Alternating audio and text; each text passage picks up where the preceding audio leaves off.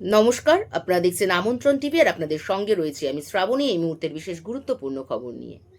পুরাণে কথিত আছে, জগন্নাথ দেবের স্নানযাত্রার পর অর্থাৎ জগন্নাথ দেব যেদিন স্নান করেন তার পর থেকে কিন্তু তিনি জ্বরে পড়েন এবং তারপর তিনি 7 দিনের জন্য মাসির বাড়ির উদ্দেশ্যে রথে চেপে রওনা হন।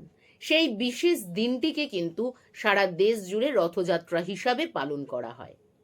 তার সাথে থাকে বলরাম এবং সুভদ্রা। তারাও কিন্তু জগন্নাথ দেবের পাশাপাশি মাসির বাড়ির উদ্দেশ্যে রওনা হন। এই যে শুভ দিনটি, এই বিশেষ দিনটি রথযাত্রা হিসাবে সারা দেশ জুড়ে পালিত হয়। এই বছরও কিন্তু তার অন্যথা হয়নি।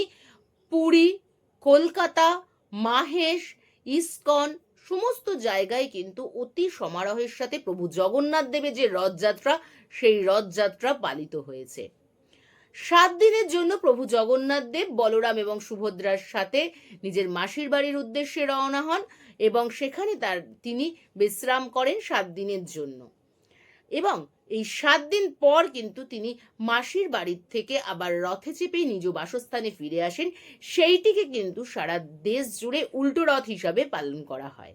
এই বছরও তার অন্যথা হয়নি। গতকাল শনিবার কিন্তু সারা দেশ জুড়ে অতি সমারোহের সাথে অর্থাৎ পুরী, ইস্কন, কলকাতা এবং বনেদি বাড়ি যেগুলো রয়েছে সেই বনেদি বাড়িগুলোতে, শোভাবাজার রাজবাড়িতে অতি সমারোহের সাথে এই পবিত্র রথযাত্রা এবং উল্টো রথযাত্রা পালিত হয়েছে।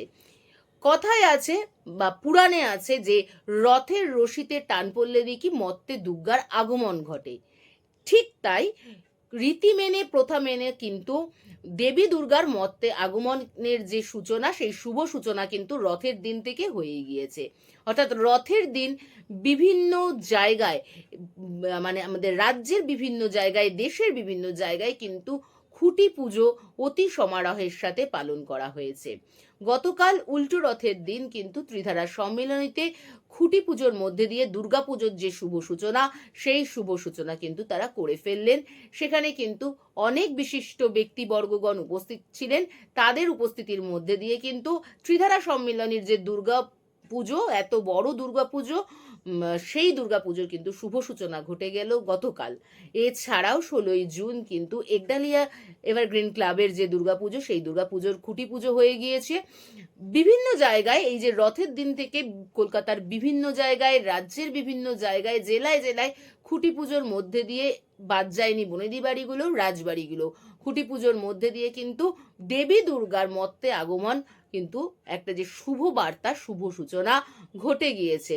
রথের পাশাপাশি কিন্তু এই যে দেবী দুর্গার আগমনের বার্তা একটা মর্তবাসীর কাছে চলে আসে, তার কিন্তু একটা আনন্দ উৎফুল্ল ভরে থাকে কিন্তু সব মানুষের মনে। কারণ দেবী দুর্গার মর্তে আগমন বঙ্গবাসীর কাছে বিশেষভাবে একটি পাওনা। অর্থাৎ বাঙালি শ্রেষ্ঠ পুজো যেখানে দুর্গা পুজো, সেখানে জগন্নাথ দেবের এই রথের দিন, শুভ রথযাত্রার দিন, তার শুভ সূচনা এবং চারিদিকে যে দুর্গা পুজোর একটা আমেজ ছড়িয়ে যায়, তার কিন্তু বলাই বাহুল্য। এখনকার মতন এই পর্যন্তই। আরও খবর দেখতে হলে, আরও খবর জানতে হলে অবশ্যই আমাদের সাথে থাকুন, আমাদের পাশে থাকুন। আমাদের যে চ্যানেলটি রয়েছে সেটি লাইক, শেয়ার এবং সাবস্ক্রাইব করুন। আপনারা দেখছেন আমন্ত্রণ টিভি। দেখুন, জানুন, মেতে উঠুন।